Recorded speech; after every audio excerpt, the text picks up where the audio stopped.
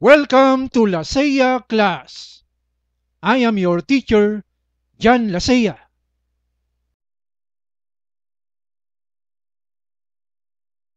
A blessed day to everyone! Today, we are going to learn Principal Component Analysis.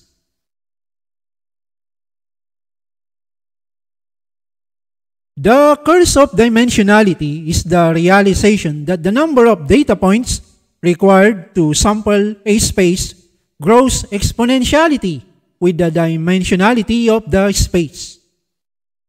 The curse of dimensionality is a term used by Richard Bellman in the context of dynamic programming. If we keep adding features or dimensions or columns, our space becomes sparser, meaning thinly spread with many spaces in between. It is due to this sparsity that we require a larger and larger number of data instances, or memory, or space, when dealing with higher dimensions.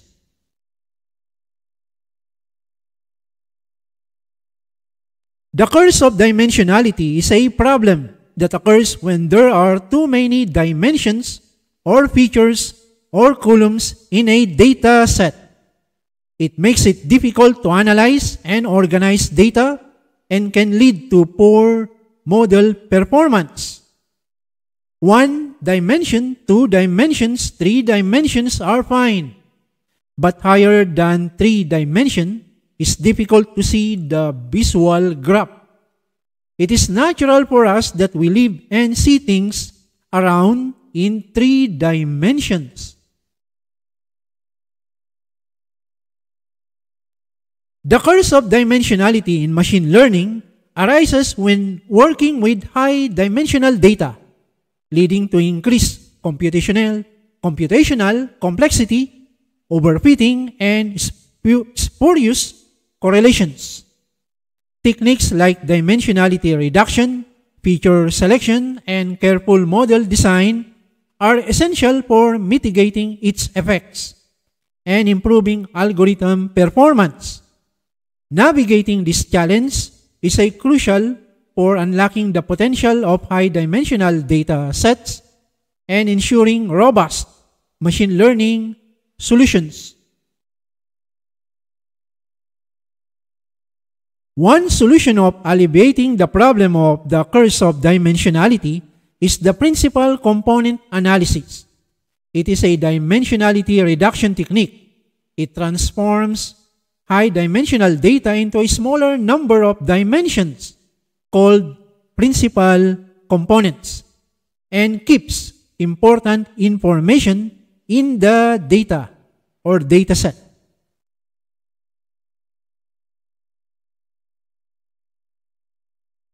Another similar definition of principal component analysis is a dimensionality reduction technique used in data analysis and machine learning.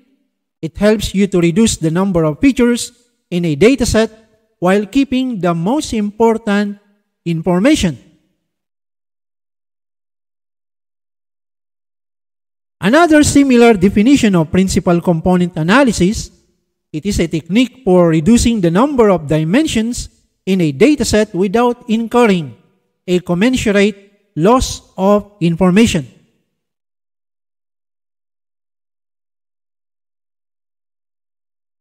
The central idea of principal component analysis is to reduce the dimensionality of a data set consisting of a large number of interrelated variables, while retaining as much as possible of the variation present in the data set.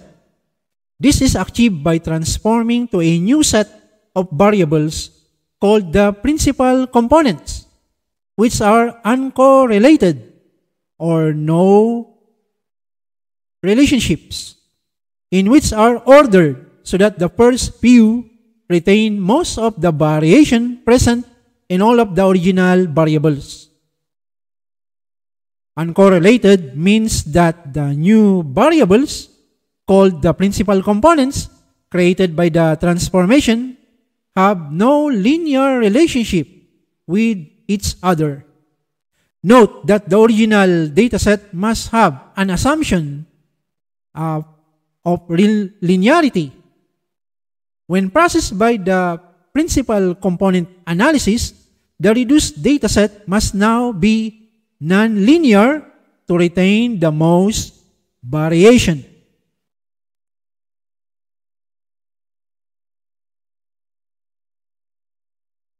Original data.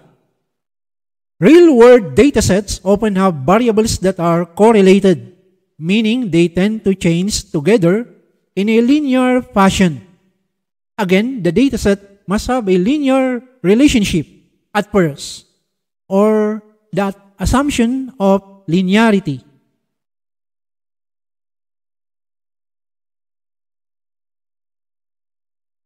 PCA transformation.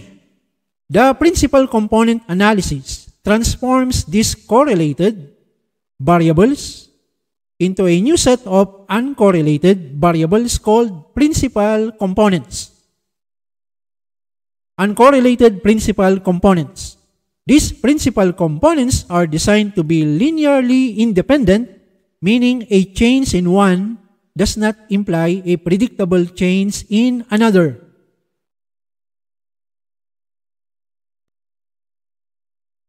Mathematical definition. In principal component analysis, uncorrelated is a mathematical defined as having a covariance of 0 between any two principal components. The covariance measures the degree to which two variables change together. Orthogonality. Uncorrelated principal components are also orthogonal, meaning they are at right angles to each other in the transform space. This is a geometric interpretation of their independence.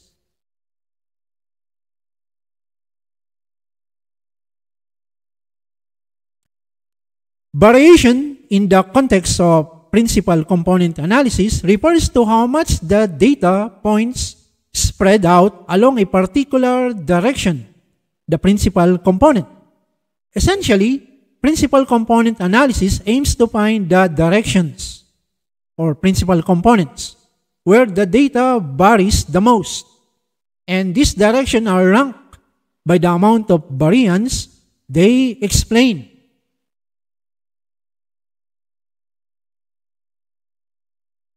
Variance or variation in the context of descriptive statistics quantifies how much the data points deviate from their mean or average value along a specific direction. A higher variance indicates a greater spread or dispersion or sparse of data points along that direction, where a low variance is very dense. In principal component analysis, higher variance is better. The relationship between variance and information is that the more variance a principal component captures, the more information it retains about the original data. By identifying and focusing on the principal components with the highest variance, principal component analysis effectively reduces dimensionality while preserving the most important aspects of the data.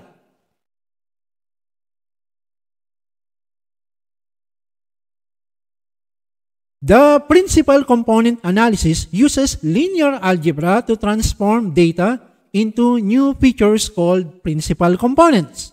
It finds this by calculating the linear algebra matrix term, eigenvectors, or the directions, and eigenvalues, or the importance, from the covariance matrix.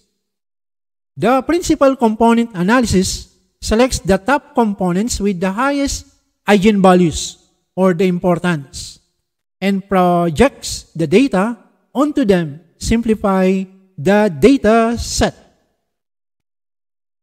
It prioritizes the directions where the data varies the most, because more variation equals more useful information. More variation means it has a high variance, therefore it is sparse, dispersed, and then therefore it will retain most or more information from the original data.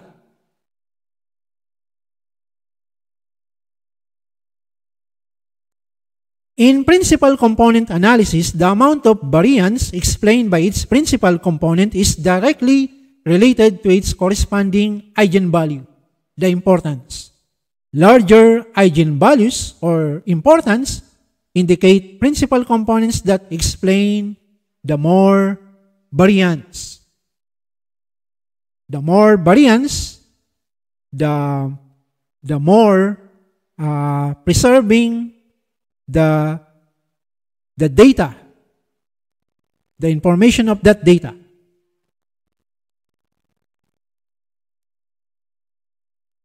The advantages of principal component analysis are multi-collinearity handling.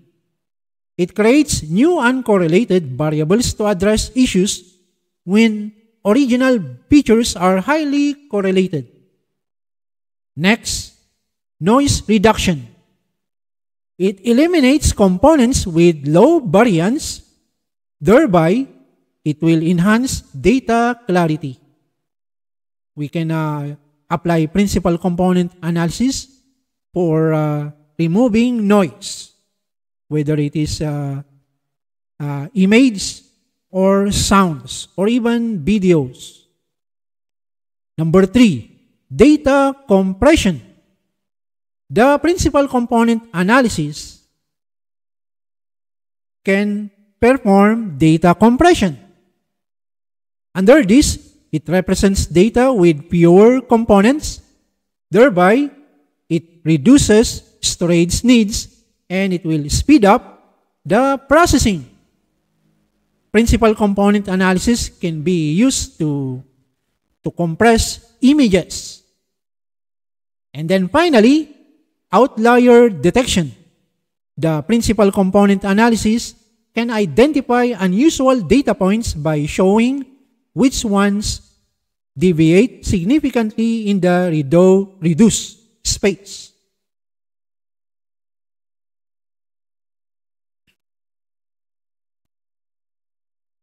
The principal component analysis is not perfect. These are the disadvantages. Interpretation challenges. The new components are combinations of original variables which can be hard to explain. Next, data scaling sensitivity. It requires proper scaling of data before application or results, and it may be misleading. Number 3, information loss. Reducing dimensions may lose some important information if too few components are kept. Next, assumption of linearity. It works best, this principal component analysis, when there is a relationship between variables that are linear, and it may struggle with non-linear data.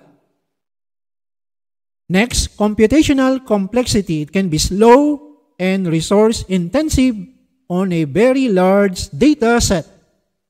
And then finally, it is a risk of overfitting. Using too many components or working with a small data set might lead to models that do not generalize well.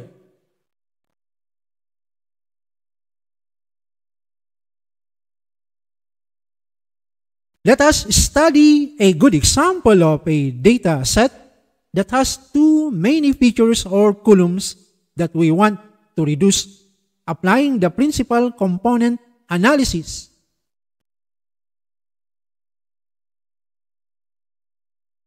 The breast cancer dataset has 569 samples. and 357 persons are benign, meaning they do not have the breast cancer, while 212 persons are diagnosed with malignant breast cancer. The dataset has 32 attributes or features or columns. The features are computed from digitized images of fine needle aspirate samples of breast mass tissue. The following table shows the overview of the 32 features or columns of the breast cancer data set. The first attribute is the identification number, ID. Next, radius mean. It means that it is the mean or average distances from center points on the perimeter. The texture mean is the standard deviation of grayscale values. The perimeter mean is the perimeter of the tumor. The area mean is the area of the tumor or the lobe. The smoothness mean is the variation in the radius length. Compactness worst is the worst of compactness. Concavity worst is the worst of concavity. Concave points worst is worst concave points. Symmetry worst symmetry. Fractal dimension worst is the worst fractal dimension. And then finally, we have the target variable or the dependent variable y, which is the diagnosis. All attributes except the diagnosis are numeric. The target variable diagnosis is a categorical variable. It contains a character B that indicates that it is benign or a character M that it contains malignant. So therefore, it is a binary classification.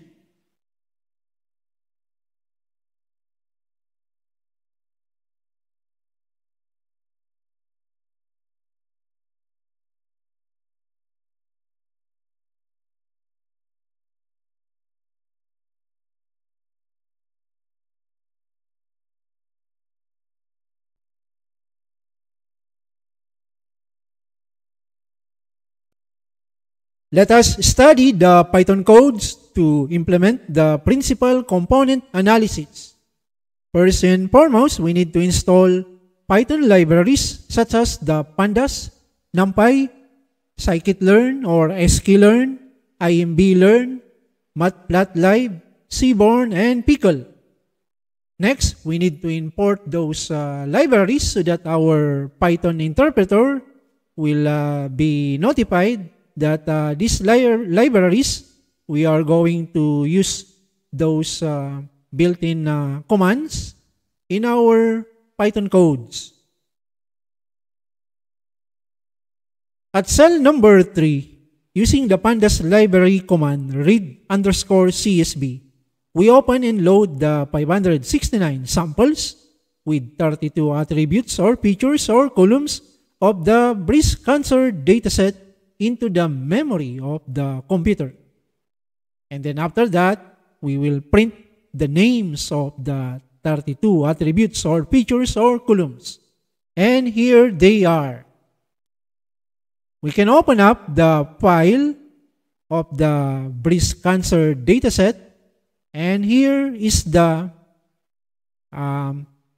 data containing 32 attributes or columns with 569 samples.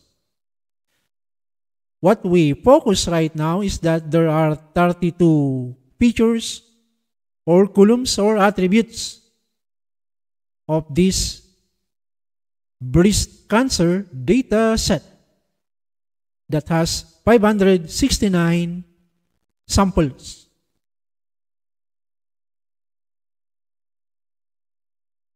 Next, at cell number 4, we display some summary descriptive statistics.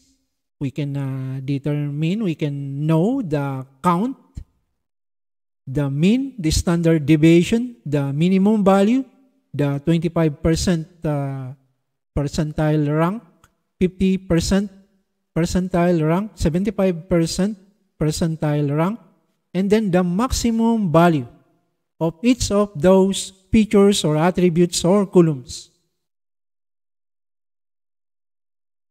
At cell number 5, we define a method or function named remove duplicate samples. That this is the method that will going to remove duplicate rows.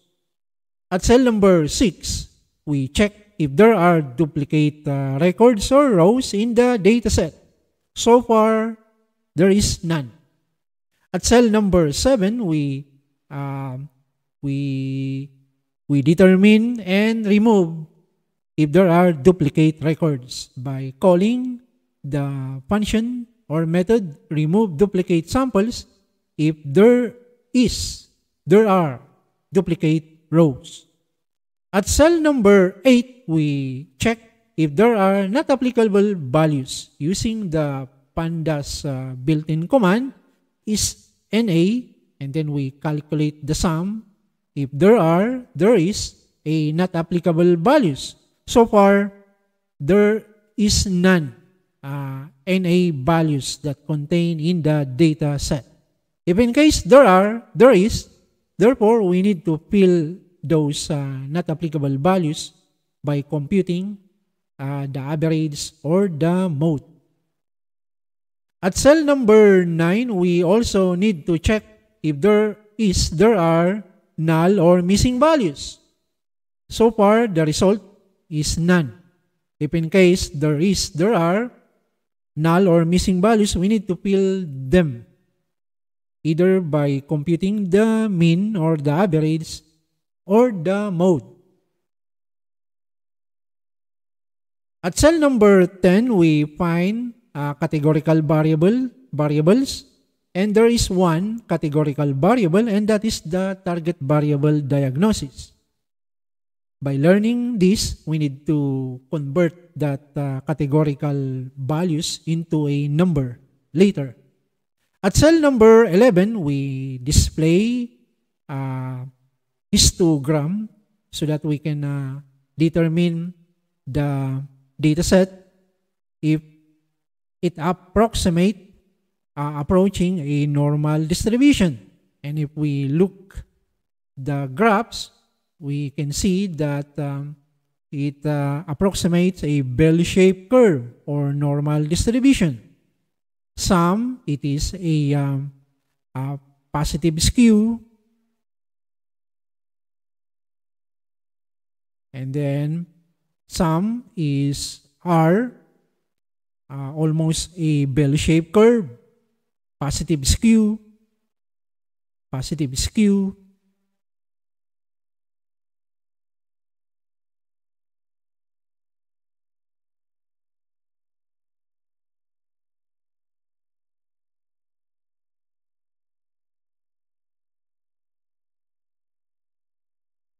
So far, we can conclude that the dataset is normally distributed.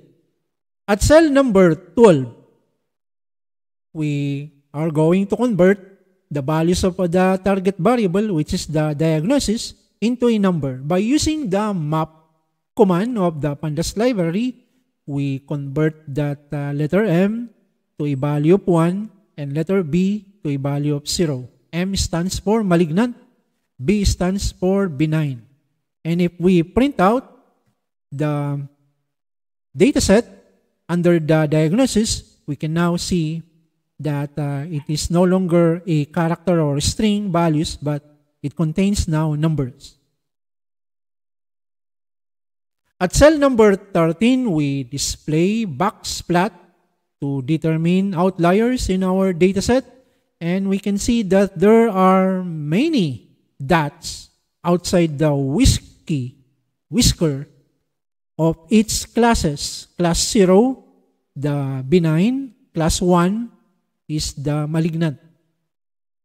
We can see outside dots, and they are unusual data. We call it outliers. I decided not to remove those outliers because our sample data set is small, containing of 569 samples. At cell number 14, we display the correlation of those predictors or independent variables. And then we can see that the highest correlation, garnering 79%, is the concave point squares.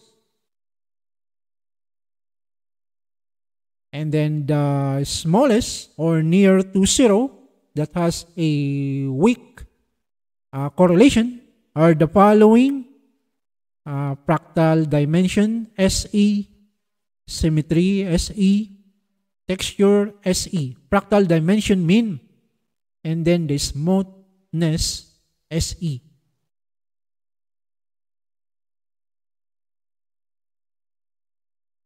The total original features or columns is 32.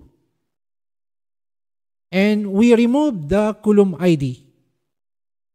Therefore, there are 30 columns of X and 1 column of Y with a total of 31 columns.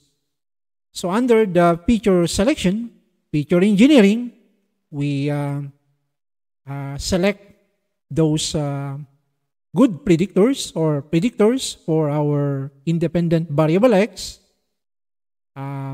Those names such as the radius mean until to the fractal dimension words, except the ID and then the diagnosis features. Whereas the dependent variable or target variable Y is the diagnosis. I declared some memory variables to hold the names of the columns, such as cools and cools30. I declared cools30 that the purpose of that, holding the 30 columns, is to preserve the original dataset having 30 columns of X. And it will be used later in our in the next following codes. At line number 17, we verify how many columns, and it is 30. At line number 18, we verify how many rows, 569. And then at line number 25, we can see that there are 357 persons who are benign and 212 persons who unfortunately have or has a malignant breast cancer. We draw a bar graph to show that there is a imbalance of classes. The benign has 62.74% proportion, while the malignant is 37.26%. The effect of imbalanced dataset is that the model that we use may be biased toward the majority class, impacting the predictive performance for minority classes. To solve this imbalanced dataset, to make it balanced, we use a Python library called the smooth. And then the smooth balances the dataset by adding samples using oversampling technique. At line number 29, by using the smooth or SMAT, the number of samples each of the class is already balanced. The malignant has 357 samples, and then the benign has also 357 samples. Next, at line number 30, we need to apply the standard scaler. This standard scalar library is applied when the characteristics of the input dataset differ greatly between their ranges, or simply when they are measured in different units of measure. We learn in the principal component analysis that it requires scaled data in order to be able to reduce the dimensions. For example, the attributes radius underscore mean has a range from 6.981 to 28.11, and that is the scale, while the area underscore mean has a different range or scale from 143.50 to 2,501. As these two columns are different in scale, they are standardized using the standard scaler to have a common scale. At line number 31, we need to preserve the scaled 30 columns of X. And then at line number 32, we save the standard scalar object for future use. Now, we focus our attention in learning the code on how to set up the principal component analysis. So let us reduce the 30 features or columns of X using the principal component analysis. There are 30 columns of X and 1 column of Y. To determine the number of components or the number of principal components, we simply pass 99% explain variance. Let the sklearn library principal component analysis to determine for us how many principal components that we need in order to be able to reduce the dimension. So we instantiate an object using the class PCA, and then we pass there the amount of 0.99 to that formal parameter and underscore components. And that is the 99% explained variance. After which, we call the function fit underscore transform, and then we pass the scaled 30 columns of X. This fit underscore transform will determine the top components or with highest eigenvalues, the importance. So highest eigenvalues or importance means it has the highest variance.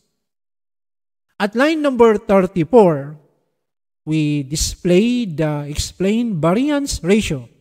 The explained variance ratio represents the proportion of variance in the original data set that is explained by its individual principal component. A higher explained variance ratio for a principal component means that component captures a larger portion of the information and variability present in the original data.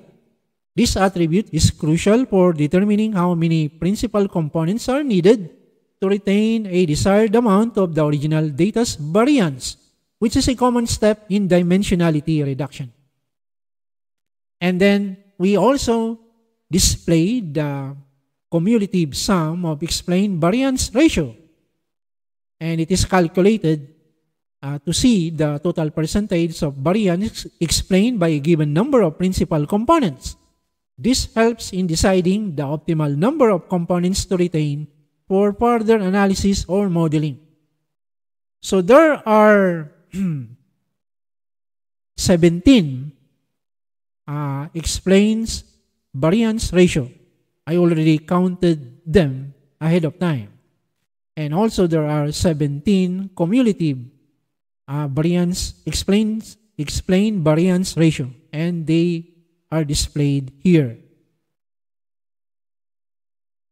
At line number 17, we get the number of principal components. I already counted ahead of time, which is 17. That 30 features will be reduced to 17. And then we draw a graph to show how the principal component analysis shows the result of the explained variance. And this is the graph. So there are 17 principal components identified that have a top components or eigenvalues or importance. that explain the 99% variance, which are near to that 0.99 variance as our goal.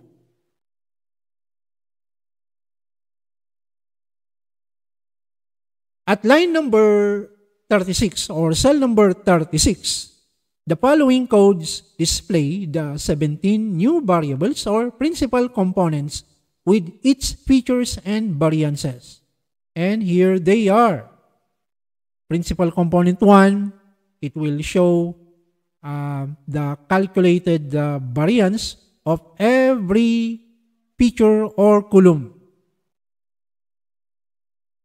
and so on and so forth.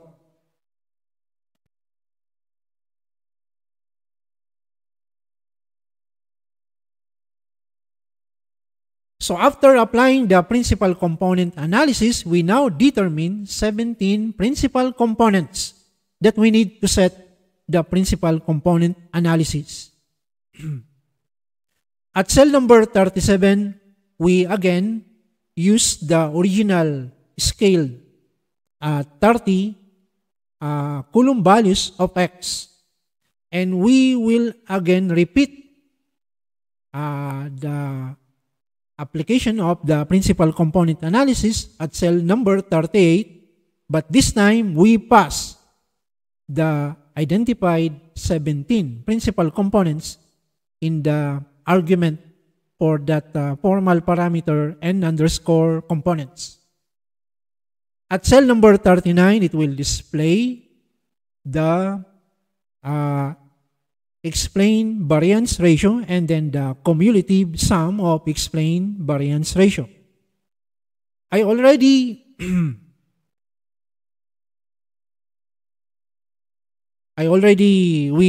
already knew that the number of principal components is 17. So therefore, there are 17 variances.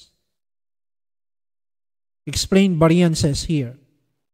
And then they are sorted in ascending order.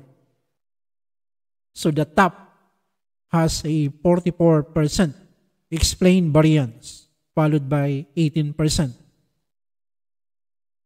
At cell number 40, we display the 17 principal components, the new variables transformed by the principal component analysis together with their highest variance in every principal component.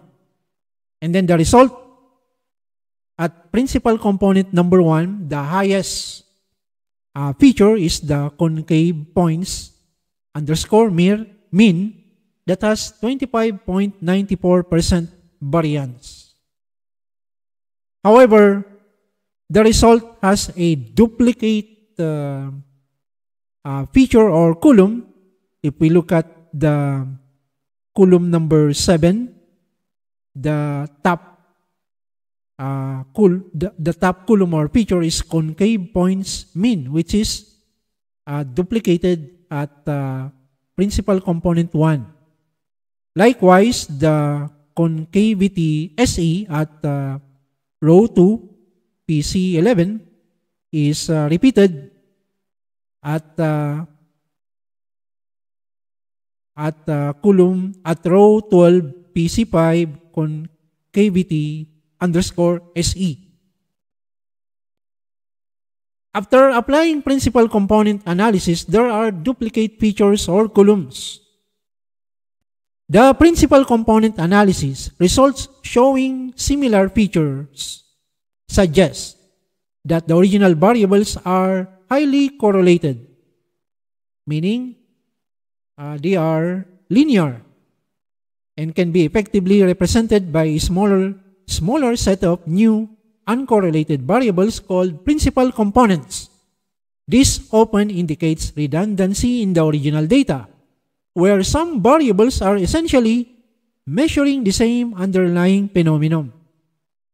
So, when we look back, the 30 coulombs of X, some of those coulombs may have similar measurement that indicates that result of duplicate features or coulombs.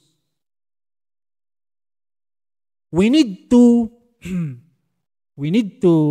remove those duplicate features or coulomb when we train a machine learning model. So at cell number 41, this code will get the column names and then remove duplicate and then maintain the order, and then it will print now the result.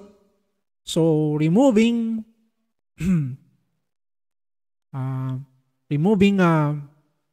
four duplicate columns, removing not 4 but it is from 17, it becomes now 12. So we remove 5. So by removing now those duplicates columns or features, the total columns now is 12. And what are those 12 columns? They are printed here. After applying now the principal component analysis, the original 30 columns of X are reduced to 12 columns. The 12 columns of X are the following: concave, points underscore mean, symmetry underscore mean, down to the smoothness underscore SE. The top one, concave, points underscore mean, got the highest variance or eigenvalues or importance. At cell number 42, we are going to select the feature for our independent variable X. Since we already reduced the 30 features into 12, therefore, we start again to select our final features for modeling a machine learning. So we pass now the value of those 12 columns to be the predictors or the independent variables for our variable X, and still the diagnosis will still be the target variable for the dependent variable Y. At cell number 43, we verify the total columns is 12. At cell number 44, the total rows, the same, 569. And then we again display the bar graph to show that there is imbalance of the number of samples on both classes, benign and malignant. And again, we just learned a while ago, we apply this math to make it balance. And then after balancing it, we apply the standard scalar library to scale to have a uniform scale for those 12 columns or features. And then at cell number 53, we split the dataset into training and test. The training size is 80% and then the test size is 20%. We pass the variables X and Y to that method called train underscore test underscore split, and then it will store there to these 4 memory variables, the training size and then the test size. At cell number 54, we are going to prepare a code for the grid search CB. And also, the chosen machine learning model for the breast cancer classification is the K-nearest neighbor. We can also use any classification machine learning algorithm such as the random forest, the support vector machine, the logistic regression, with classification or even neural network classification. In this example, I choose the k-nearest neighbor classifier. The grid search CV is a hyperparameter tuning. The best parameters that the grid search CV identifies are technically the best that could be produced, but only by the parameters that you included in your parameter grid. The purpose why we need to apply the grid search CV is that you will not anymore perform many trial and error of choosing the best parameters for the model to use. The model here is the k-nearest neighbor.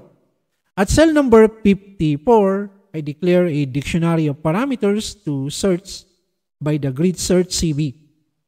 The parameters for the k-nearest neighbor are the following: n_neighbors, leaf underscore size, p, the weights, and then the metric.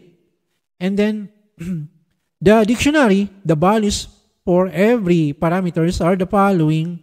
And then there are so many values to test, but we will not perform a manual trial and error which among those values to be the best in applying the k-nearest neighbor. Let the grid search CV will search the best parameters for us.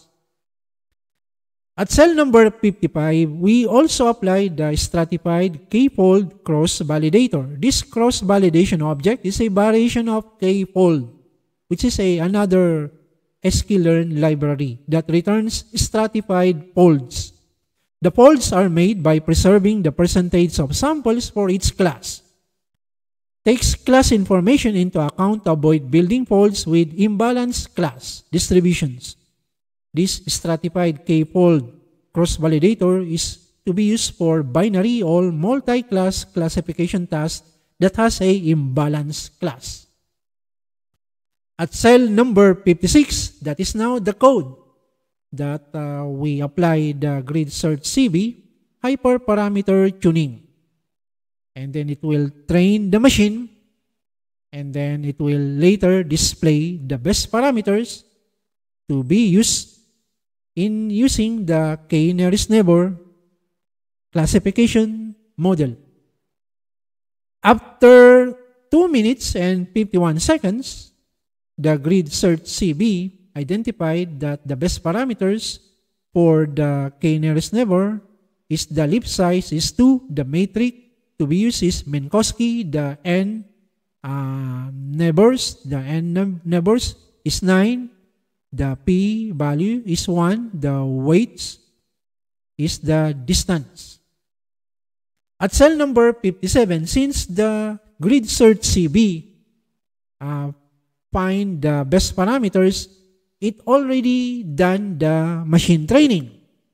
So we simply get the k-nearest neighbor classifier model by accessing the property of the grid search CV, which is the best underscore estimator underscore, and then store it in that model. At cell number 58, we display the classification matrix, which is the classification report. And then we focus our attention in the F1 score. And then the F1 score is the overall measure of our model's performance. It provides a single metric that combines both precision and recall, balancing the trade-off between the two. The amount of the F1 score after the testing is 94% for classifying the benign, and then 95% for classifying the malignant. We need also to show the classification report after the training. The F1 score for the benign is perfect 1. Likewise, the malignant is perfect 1. At line number 60, we show a bar graph to compare the scores between the testing and then the training accuracy. And then we can say that the performance of our k-nearest neighbor is overfitting. The training got a perfect score of 100%, but during the testing, he got 5% of error, and he got a 94.41% correct classification or predicting or classifying. So it is overfitting. At cell number 61, we display the confusion matrix. It is a table showing the actual versus the predicted outcomes, and it can be used to determine the accuracy of the model. Now, if we interpret the confusion matrix after the testing, the model correctly classified the malignant having 62 correct classification. And also, the model correctly classified the benign having 73 correct classification. However, the model made 7 mistakes of classifying benign as malignant, while 1 mistake of misclassifying malignant as benign.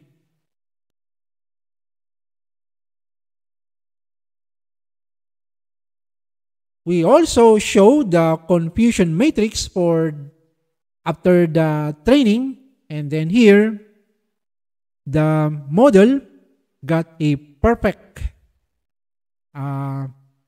classifying the malignant having a score of 288 correct classification for the malignant, and then 283 correct classification for the benign. And the model did not made any errors or mistake in classifying. Next, we also show the area under the receiver operating characteristics or area under ROC.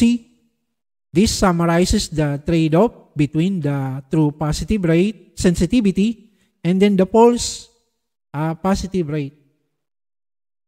The graph will tell us the area under the ROC curve after the testing, that the brown curve is near to the ideal amount, which is 1.0. The 45-degree dashed line is the threshold. Below this threshold will indicate a poor performance under the testing.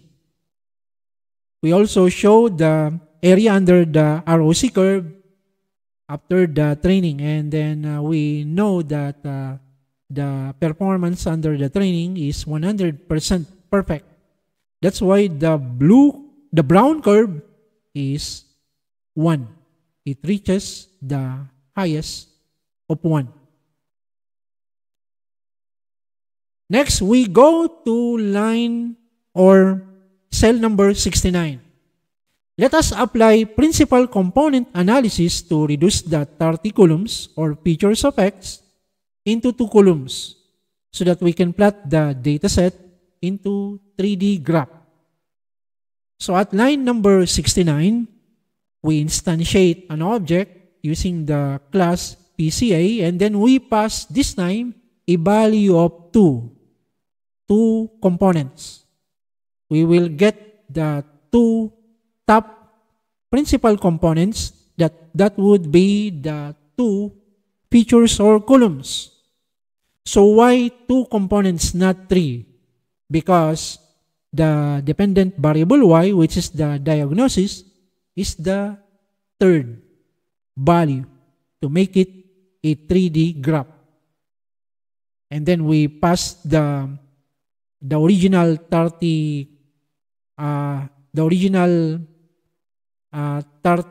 columns that are scaled to that function fit_transform. At line number 70, it will display the explained variances and then the cumulative sum of explained variances. At line number 71, the following codes display the two new variables or principal components with its features and variances. And then at line number 72, we again display those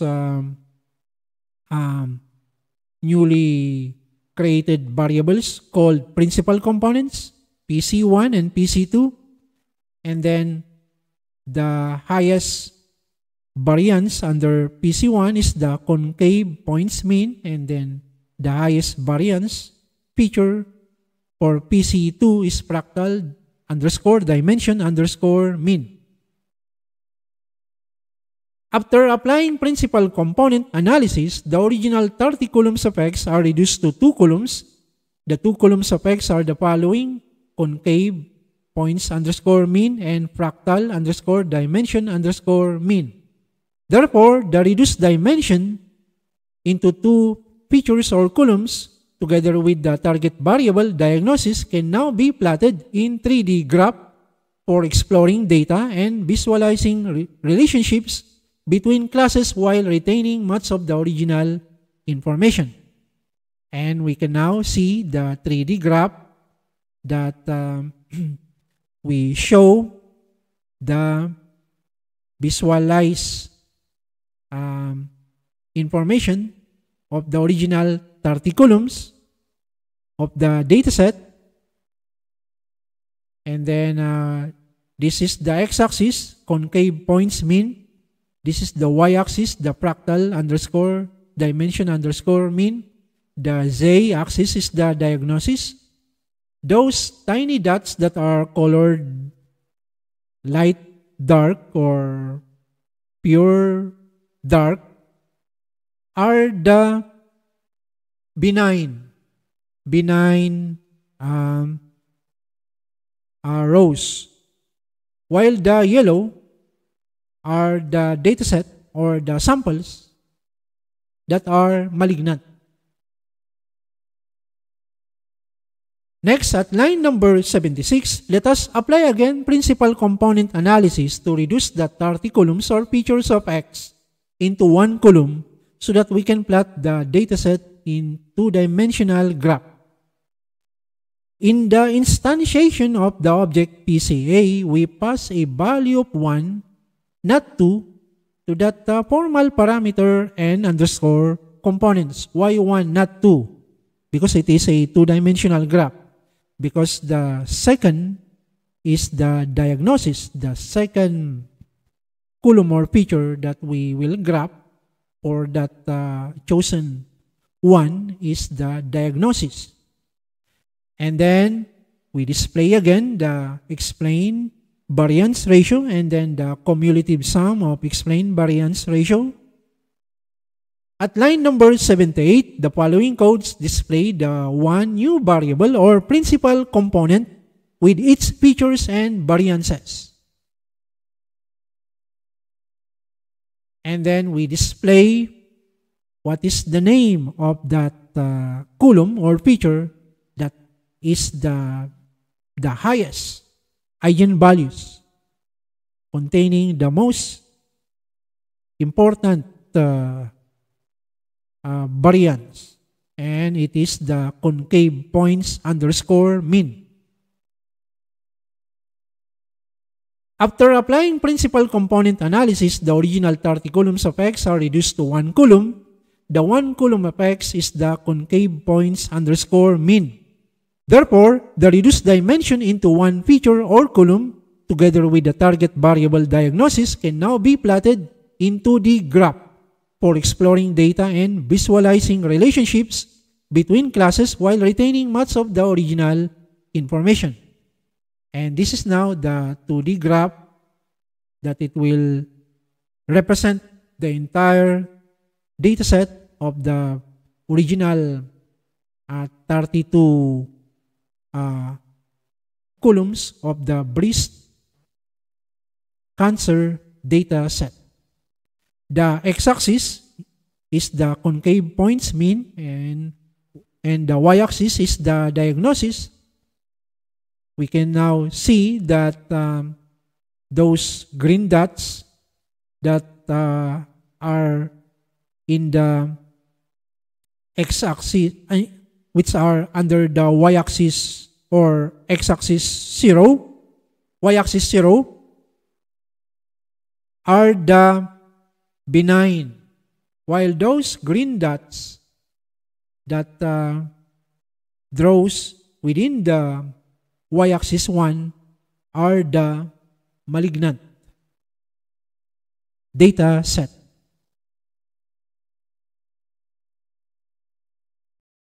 That ends our topic for today. I hope you are inspired in my class. Thank you for watching. God bless us.